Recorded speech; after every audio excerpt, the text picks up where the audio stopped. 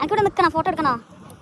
നമുക്ക് selfie video എടുക്കാം. ദേ നോക്കവിടാനാ ആച്ചു നോക്കി ഞങ്ങൾ വന്നതാണ്. പക്ഷെങ്കിൽ മഴ പെയ്ത് ഫുള്ള് പ്ലിങ്ങായി.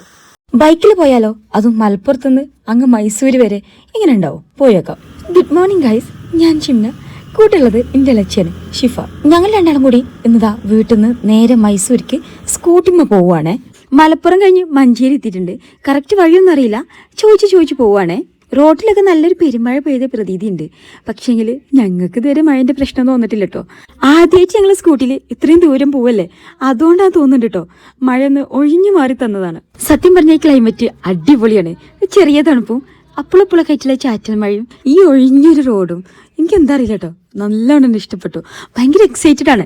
യാത്ര തുടങ്ങിയിട്ടുള്ളൂ, എവിടെ വരെ എത്തും എന്നുള്ളത് കണ്ടു തന്നെ അറിയണം. ഇത്ര പെട്ടെന്ന് ചുരം കയറാനായിരുന്നു ഞാനെന്ന് സംശയിച്ചു. ഇത്രയും കോട മൂടി കിടക്കട്ടോ, ആ സൈഡൊക്കെ നോക്കിക്കേ. പക്ഷേങ്കിൽ ചുരം കയറാനായിട്ടില്ല മക്കളെ. ഇപ്പോൾ അവസ്ഥ അതാണെങ്കിൽ അപ്പോൾ എന്താവും അവസ്ഥ എന്നുള്ളതാണ് ഇപ്പം എൻ്റെ ആലോചന. ഇനി ഒരു ചായ ആയാലോ? ലേറ്റ് ആയിട്ട് ചായയും സമൂസയും കഴിച്ചു കേട്ടോ. ദേ നോക്കുമ്പോൾ നല്ല ചായ കഴിഞ്ഞ് നമ്മൾ പോവാണ്. എന്താണ് നമ്മളെ നോക്കി നിൽക്കുക മഴ. മഴ ഒന്ന് കുറയാൻ വേണ്ടിയിട്ട് കുറച്ച് നേരം ഞങ്ങൾ വെയിറ്റ് ചെയ്തിട്ടോ. കാര്യമില്ലെന്ന് മനസ്സിലായി റെയിൻകോട്ട് എടുത്ത് യാത്ര തുടരാൻ തീരുമാനിച്ചു. കാരണം സമയം വൈകുന്നതിനനുസരിച്ച് റോഡിൽ വണ്ടി കൂടും, റിസ്ക്കും കൂടുതലാണ്. മഴ ഇനി നിൽക്കോ ഇല്ലയെന്ന് നമുക്കറിയില്ലല്ലോ. സോ മഴനെ കാത്തു നിൽക്കേണ്ട തീരുമാനിച്ച് ഞങ്ങളിതാ പുറപ്പെടായി. മഴൻ്റെ തീവ്രത എത്രത്തോളം ഉണ്ട് നിങ്ങൾക്ക് മനസ്സിലായില്ലേ? അതിനാണ് ഞാൻ ഡിസ്റ്റർബഡ് ആയി തോന്നിയിട്ടും ആ സൗണ്ട് അവിടെ കൊടുത്തത് കേട്ടോ. ഇടയ്ക്ക് മഴ നിൽക്കുന്നുണ്ട്, പക്ഷെ കൂടുന്നുണ്ട്. പക്ഷെ ഇങ്ങനെ ഫുള്ളായിട്ട് മഴ നിന്നു എന്ന് പറയാനായിട്ടില്ല. റോഡ് കണ്ടാൽ മനസ്സിലാവണില്ലേ? നമ്മളെ മുമ്പിൽ ഇതാ ഇങ്ങനെ ഒരു ചെറിയ ടീം പോകുന്നുണ്ട്. ഒരു 3 ബൈക്കേര് ബാംഗ്ലൂർക്കാന്ന് തോന്നുന്നു. ഇങ്ങനത്തെ ചെറിയ കാഴ്ചകളടക്കം നമ്മൾ സൂക്ഷ്മമായി നിരീക്ഷിച്ച് ആസ്വദിച്ചിട്ടാട്ടോ പോണത്. ആ മഴയും കണ്ട് ആ വെള്ളം കെട്ടിക്കിടക്കണ നല്ല ഭംഗിയായിട്ടില്ലേ? മുളങ്കാടും അടിപൊളി വ്യൂ ആട്ടോ. മഴ പെയ്യരുതെന്ന് തോന്നുന്ന ഞാനിതാ നേരെ ഓപ്പോസിറ്റ് തോർക്കാൻ തുടങ്ങി. മഴ ഉള്ള ക്ലൈമറ്റ്, ആ വ്യൂ ആണ് ഏറ്റവും മനോഹരം. പക്ഷെങ്കിൽ വീഡിയോ എടുക്കുമ്പോഴൊന്നും ക്ലിയറായി കിട്ടണില്ല, ക്യാമറയിൽ വെള്ളം വീണിട്ട് എന്നുള്ള ആ ഒരൊറ്റ സങ്കടം മാത്രമേ എനിക്കുള്ളൂ. ചുരം കയറുമ്പോൾ എൻ്റെ പ്രതീക്ഷകളെല്ലാം പാടെ മായിച്ചുകൊണ്ടാണ് മഴ ശക്തിയായി പെയ്തത്. ഒരു ചാറ്റൽ മഴയോ അല്ലെങ്കിൽ മഴ ഇങ്ങനെ തോർന്നൊരു പ്രതീതിയോ ആഗ്രഹിച്ച് എനിക്ക് കിട്ടിയത് ഇതായിരുന്നു. മഴ ഇഷ്ടമല്ലാഞ്ഞിട്ടോ ആസ്വദിക്കാൻ പറ്റാഞ്ഞിട്ടോ അല്ല, വീഡിയോ എടുക്കാൻ പറ്റാത്തതിൻ്റെ സങ്കടം മാത്രമാണത്.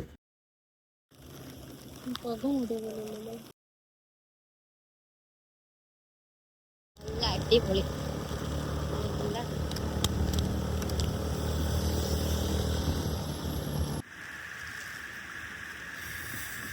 അപ്പം നമ്മൾ ചുരം കയറി കഴിഞ്ഞ്, പക്ഷേങ്കിൽ നമുക്ക് അത്യാവശ്യം ഒരു വ്യൂവും കിട്ടിയില്ല. എന്താ എൻ്റെ അഭിപ്രായം?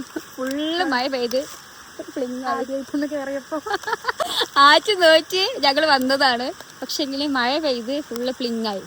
നമുക്ക് യാത്ര തുടങ്ങാം. നല്ല വ്യൂ ഒക്കെ ഉണ്ട് കേട്ടോ. പക്ഷെ നിങ്ങൾ കണ്ട് ആസ്വദിച്ച് നിങ്ങൾക്ക് ആരും കാണിച്ചു തരാനുള്ള യോഗ ഇല്ല. നമുക്ക് തുടങ്ങാം. കേരളത്തോട് ടാറ്റ പറഞ്ഞ് തമിഴ്നാട്ടിലേക്ക് ഇതാ നമ്മൾ കാല് വെച്ച് തുടങ്ങി. കേരളം, തമിഴ്നാട്, കർണാടക, ഇത് 3ലുമാണ് നമ്മൾ ഇന്നത്തെ യാത്ര. ആദ്യമായിട്ട് ഹണിമൂൺ ഊട്ടിക്ക് അത് മൂത്രയ്ക്ക് അന്നത്തെ പള്ളിയെന്നത്.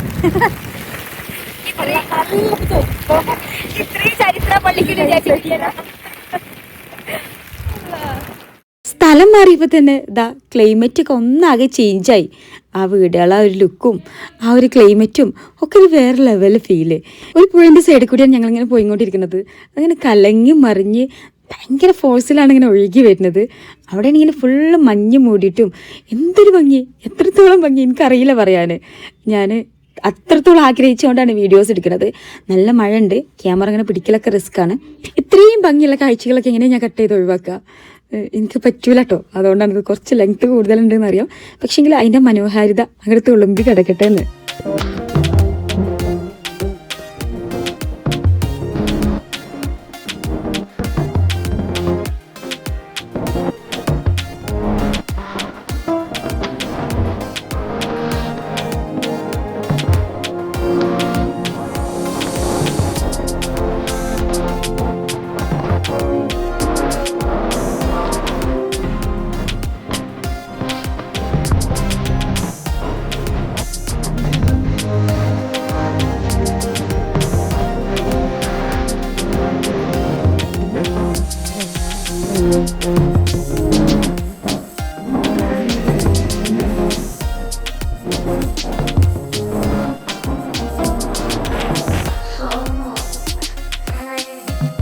₹500 പെട്രോൾ അടിച്ചു, ബാക്കി കുപ്പിയിലാക്കി ഞങ്ങൾ യാത്ര തുടരുകയാണ്.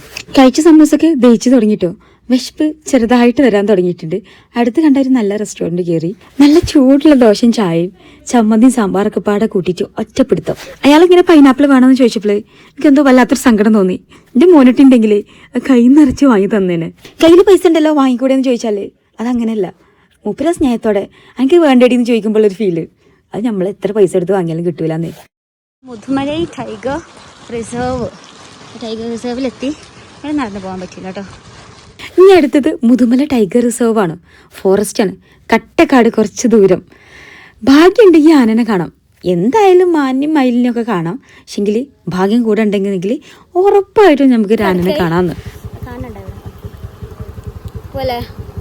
ഫോറസ്റ്റ് സ്റ്റാർട്ട് ചെയ്ത മുതലേ മാൻകുട്ടി ഇഷ്ടം പോലെ കാണാണ്ട്. ഓല ഇളം മഴയും കൊണ്ട് പുല്ലും തിന്ന് ആസ്വദിക്കട്ടോ. ഓർക്ക് പിന്നെ റെയിൻകോട്ടിന്റെ ആവശ്യമൊന്നുമില്ലല്ലോ.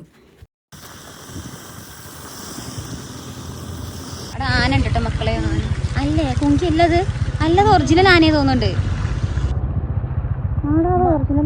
മരം മറഞ്ഞോ മുന്നിക്കിടണോ? കുറച്ച് മുന്നിക്കിടും. ആദ്യമായിട്ടാണ് ആനനൊക്കെ നമ്മൾ അന്വേഷിക്കാതെ കണ്ടത്.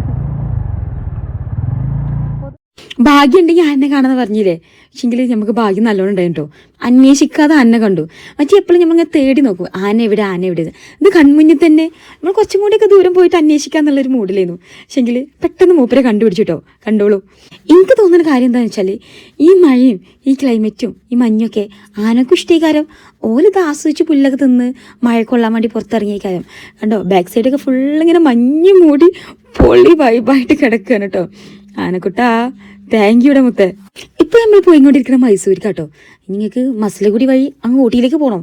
അതിനുള്ള വഴിയാണിതാ ഈ കാണുന്ന സൈഡിലേക്കുള്ള റോഡ് കേട്ടോ. അത് നേരെ പിടിച്ചാൽ പണ്ടാരോ പറഞ്ഞ പോലെ മസിലഗുഡി വഴി ഊട്ടിയിലേക്ക് യാത്രയാക്കാം. പക്ഷെങ്കിൽ ഞമ്മക്കിപ്പോൾ പോകാനുള്ള സമയമില്ലല്ലോ. ദാ ആ വഴിയുണ്ടോ, അതിലൂടെ പോയാൽ ഒരു പുഴയുണ്ട് കേട്ടോ. ടൂറിസ്റ്റുകളൊക്കെ വന്നു തുടങ്ങിയിട്ടുണ്ട്. പക്ഷെങ്കിൽ ഈ മഴയത്തെ പുഴ വരെ പോകാനുള്ള ഒരു മൂഡ് ഞങ്ങൾക്ക് ഉണ്ടായിരുന്നില്ല. സോ ഞങ്ങൾ യാത്ര തിരിച്ചു. പന്നിക്കുട്ടികളെ കണ്ടല്ലോ. ഒന്ന് ഇവിടെ ഉണ്ടായി, ഒന്ന് ഇതിന്റെ മേലുണ്ട്, ഒന്ന് ഇത്, ഒന്ന് അതിന് കുറച്ച് മുകൾക്ക് അങ്ങോട്ടുണ്ട്. ബാക്ക് ക്യാമൊക്കെ ക്ലിയർ ഇല്ല. അപ്പൊ ഫ്രണ്ട് ക്യാമറ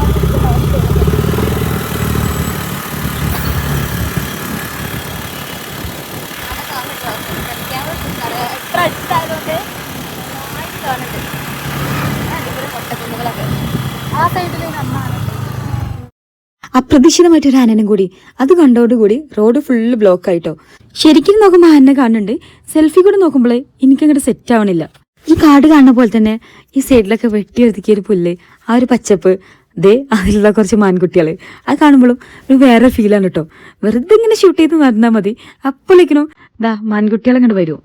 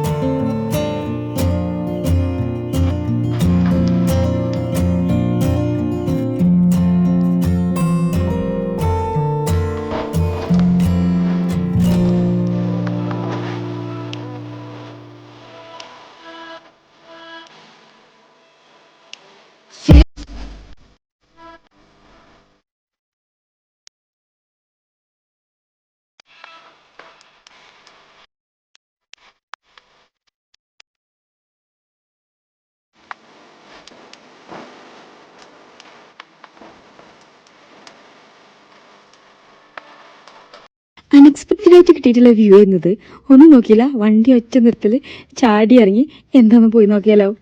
ഓണം വരവേൽക്കാൻ വേണ്ടിയിട്ട് തമിഴ്നാട് ഒരുങ്ങാന്ന് പറഞ്ഞിട്ടിടാം. അതാണിത്. കുറഞ്ഞ സ്ഥലമുള്ളെങ്കിൽ കൂടി ഇതിങ്ങനെ കാണുമ്പോൾ ഒരു പ്രത്യേക ഭംഗിയാണ്. കണ്ടാൽ എന്തായാലും ഒരു വീഡിയോ ഫോട്ടോ എടുക്കാതെ പോവാൻ നമുക്ക് തോന്നൂല കേട്ടോ. ആ വഴി പോണ ഒട്ടുമിക്ക ആൾക്കാരും അവിടെ ഇറങ്ങാതെ പോണില്ല.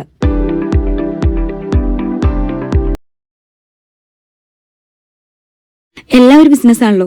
ഇതിന് നേരെ ഓപ്പോസിറ്റ് ഒരു ചായക്കട ഉണ്ട്. അവിടെ ചായയും കുറിച്ച് ഈ ഫ്ലവേഴ്സ് ആസ്വദിക്കുന്ന ഒരുപാട് പേരുണ്ട് കേട്ടോ. ഒന്നാണ് മൂവായി തുടങ്ങിയപ്പോൾ തന്നെ ഒരുപാട് ഫ്ലവേഴ്സിന് തോട്ടം കാണാൻ തുടങ്ങി. ഗ്ലാസ് ബ്രിഡ്ജൊക്കെ വെച്ചിട്ടുള്ള സെറ്റപ്പൊക്കെ ഉണ്ട്. ഈ കാളവണ്ടി കണ്ടപ്പോൾ ഒരു കൗതുകം തോന്നിട്ടോ. നമ്മൾ കാര്യമായിട്ട് ഇതൊക്കെ സിനിമയിലല്ലേ കണ്ടിട്ടുള്ളൂ. ഇത് ഒറിജിനലായിട്ട് കാണുമ്പോൾ എന്തായാലും ഇഷ്ടമല്ലേ. പൂക്കൾ കാണാൻ ഇറങ്ങിയെടുത്തുനിന്ന് കാലിലാകെ ചളിയായിട്ടുണ്ട്. കുറച്ച് വെള്ളം തേടിയുള്ള യാത്രയാണിത്. ഒരു ചെറിയ തോട് പോലത്തെ ഒരു വെള്ളം പോകുന്ന സ്ഥലമുണ്ട്. അത്ര ക്ലിയർ ആയിട്ടുള്ള വെള്ളമൊന്നുമല്ല. ലോണ്ടറി ഡീമാണെന്ന് വിചാരിച്ചിട്ടാണ് ഞങ്ങൾ അവിടെ ഇറങ്ങിയത്. പക്ഷെങ്കിൽ അവരോട് കാര്യങ്ങളൊക്കെ ചോദിച്ച് മനസ്സിലാക്കിയപ്പോഴാണ് സംഗതി പിടികിട്ടിയത്. അവർ ജോയിൻറ്റ് ഫാമിലിയാണ്. അവരുടെ വീട്ടിൽ ആരോ മരിച്ചിട്ടുണ്ട്. അങ്ങനെ മരിച്ചാൽ ആ വീട്ടിലത്തെ എല്ലാ സാധനങ്ങളും ഫുൾ സാധനങ്ങൾ അവർ വെള്ളത്തിലിട്ട് വാഷ് ചെയ്യണം. ആ പരിപാടിയാണ് ഇവിടെ നടന്നുകൊണ്ടിരിക്കണമെന്നാണ് പറഞ്ഞത്. അവർക്ക് ഞാൻ വീഡിയോ ഷൂട്ട് ചെയ്യണമെന്ന് പ്രശ്നമില്ലായിരുന്നു. അവർക്കതൊക്കെ ഭയങ്കര ഇഷ്ടമായി. അതിനൊക്കെ ചിരിച്ചോണ്ടാണ് അവർ പ്രതികരിച്ചത്. ഓരോ വെൽക്കം കാണുമ്പോൾ ഞാൻ സൂം ചെയ്യും. മൈസൂരെങ്ങാനാണെങ്കിലോ ഒരു ഫുൾ ലോഡ് മല്ലികപ്പൂവായിട്ട് ഒരു ട്രാക്ടർ പോകണം കേട്ടോ. ഗ്രാമങ്ങൾക്കിടയിൽ ഇങ്ങനത്തെ ചെറിയ ചെറിയ അങ്ങാടികളുണ്ട്. പോകുന്നതിനിടയിൽ വ്യത്യസ്തമായിട്ടുള്ള കളർ കണ്ടിട്ട് വണ്ടി നിർത്തിയതാണ്. ഞാൻ ചാടി ഇറങ്ങി റോഡ് ക്രോസ് ചെയ്ത് ഓടിപ്പോയപ്പോൾ കുറച്ച് പൂച്ചെടികളുണ്ട്. അതിൻ്റെ അപ്പുറത്ത് ഗ്രീൻ കളറിലുള്ള ഒരു വലിയൊരു ക്യാബേജിൻ്റെ ഒരു റോയും, അതുപോലെ തന്നെ ഇപ്പുറത്ത് എന്തോ ഫ്രീ ആയി കിടക്കുകയാണ്. അതിൻ്റെ അപ്പുറത്ത് ആ വയലറ്റ് ക്യാബേജും ആണേ. എത്രത്തോളം കാറ്റുണ്ടെന്ന് മനസ്സിലായോ? ആ സൗണ്ടാണ് ഇപ്പൊ നിങ്ങൾ കേട്ടത്.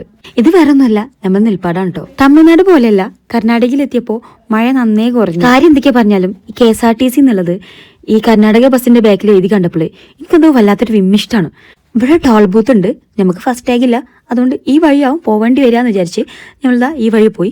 പക്ഷേ ഞാൻ മുകളിൽ എഴുതി വെച്ചിട്ട് 2 വീലർ എന്നാണ്. പക്ഷെ പോണൊക്കെ 4 വീലർ ആയിരുന്നു. അവർ നമ്മളെ കയ്യിൽ നിന്ന് പൈസ ഒന്നും വാങ്ങിയതുമില്ല കേട്ടോ.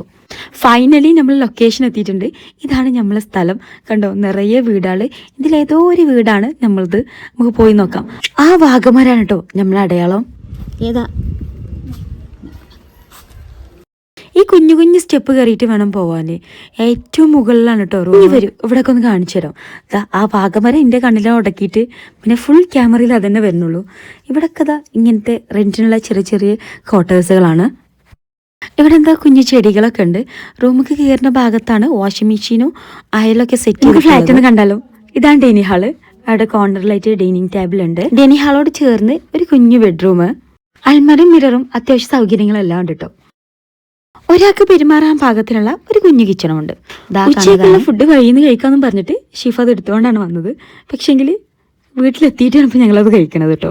സമയം ഏകദേശം 3:30 ആയിട്ടുണ്ട്. നല്ല വിശപ്പുണ്ട്, നല്ല ക്ഷീണമുണ്ട്. ഫുഡും കഴിച്ച് ആ ക്ഷീണത്തിലാണ് കിടന്നുറങ്ങി. പിന്നെ നോക്കുമ്പോൾ സമയം 6:30 ആയിട്ടുണ്ട്. ഇന്ന് സൺഡേ ആണ്. പാലസിൽ ലേറ്റ് ഷോ ഉണ്ടാവും, കാണാൻ പോകണമെന്നൊക്കെ വിചാരിച്ചിട്ടുണ്ടായിരുന്നു. പക്ഷെങ്കിൽ സമയം കുറച്ച് വൈകി. ഇനി എത്തുമോ എന്തോ നോക്കാം. രാത്രിയായപ്പോൾ മൈസൂർ സിറ്റി ഉണർന്നു കേട്ടോ. ഭയങ്കര തിരക്കും വണ്ടിയും ബഹളും. റെയിൻ മ്യൂസിയം നാളെ എനിക്ക് പോകാനുള്ള ഒരു സ്പോട്ടാണ് കേട്ടോ. ഇപ്പോഴേ ഞാൻ കണ്ടുവച്ചിട്ടുണ്ട്.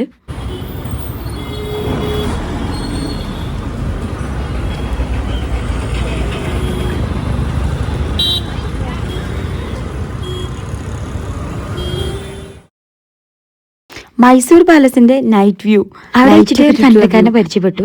പക്ഷെങ്കിൽ മൂപ്പർക്ക് മലയാളം പറയാട്ടോ.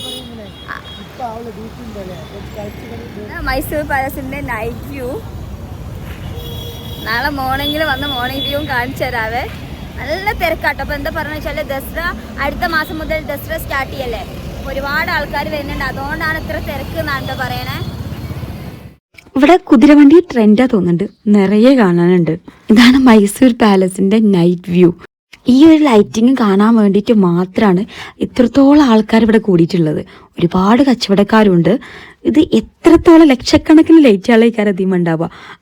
അത്രയും ലൈറ്റിംഗ് ഉണ്ട്. നല്ല അടിപൊളി വ്യൂ ആട്ടോ. അത് കാണേണ്ട കാഴ്ച തന്നെയാണ്.